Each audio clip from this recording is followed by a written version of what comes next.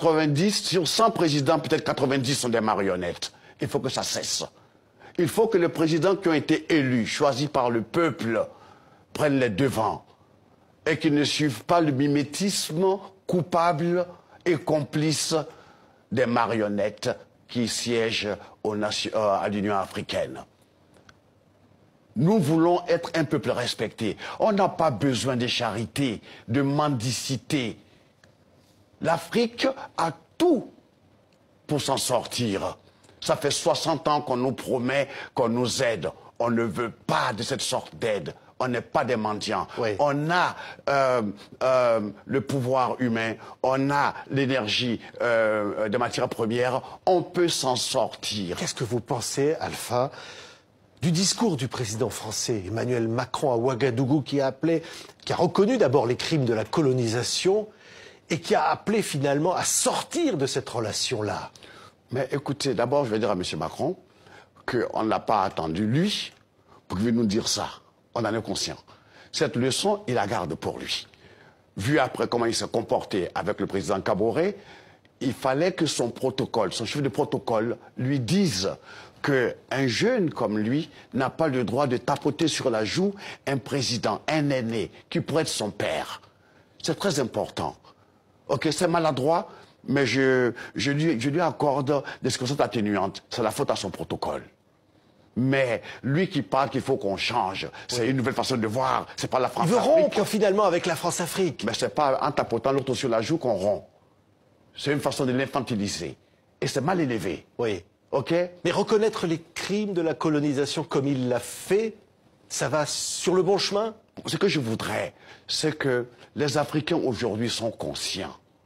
Moi, ce que je voudrais dire, que tous les jeunes Africains qui sont dans les grandes universités, qui voient comme ça nos chefs d'État patauger, qu'ils prennent l'exemple d'un pays que je connais, la Côte d'Ivoire, qu'ils fassent entrer des jeunes forces, des jeunes énergies, des cerveaux qui sont ici en Europe, aux États-Unis, en Angleterre, en Allemagne, pour que ceux-là derrière puissent donner des conseils et aider nos présidents à avoir un peu de dignité. Oui, mais qu'est-ce qu'ils peuvent faire, ces jeunes?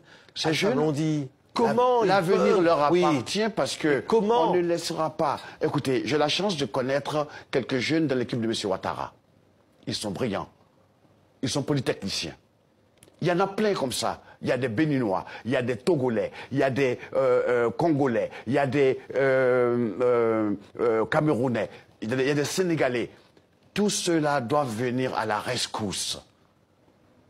Ils ne peuvent rien apporter ici en Europe. Mais en Afrique, on a besoin d'eux. Il ne faut pas qu'ils soient là et que leur silence et leur inactivité, permettent à des gens de venir nous humilier. Les énarques comme M. Macron, il y en a aussi en Afrique. Donc ce n'est pas un petit énarque président qui va venir se foutre la gueule de nos pères et de nos aînés. Il a expliqué qu'il ne cherchait pas du tout cela. Il a expliqué qu'il ne cherchait pas d'ailleurs à humilier, que c'était voilà, autre chose. Ben, autre chose, justement. Pour nous, chacun interprète comme il veut. On aime bien Macron, on aime bien sa jeunesse, mais cette maladresse, tu comprends, on l'a pris tous personnellement. Et je souhaiterais que, s'il a l'occasion de réparer, qu'il le fasse, ou que son protocole lui enseigne comment en Afrique on respecte les aînés. Maintenant, je voudrais m'adresser surtout à l'Union africaine. L'histoire de la Libye. Kadhafi, qu'on l'aime pas, était un membre de l'Union africaine.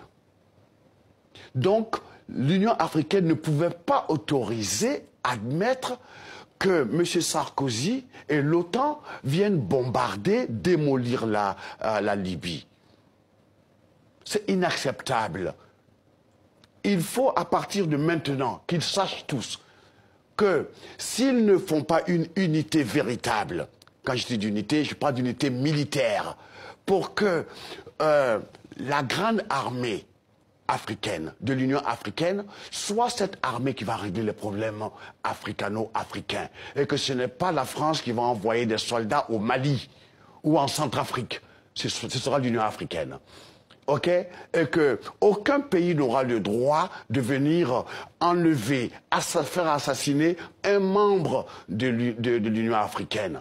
Ok, c'est un crime.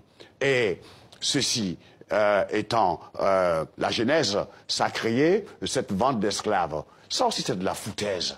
C'est parce que le continent africain, ce colosse, n'a pas encore mesuré son muscle. Il est grand temps que nos présidents prennent conscience de leur force. Nous les critiquons, mais nous savons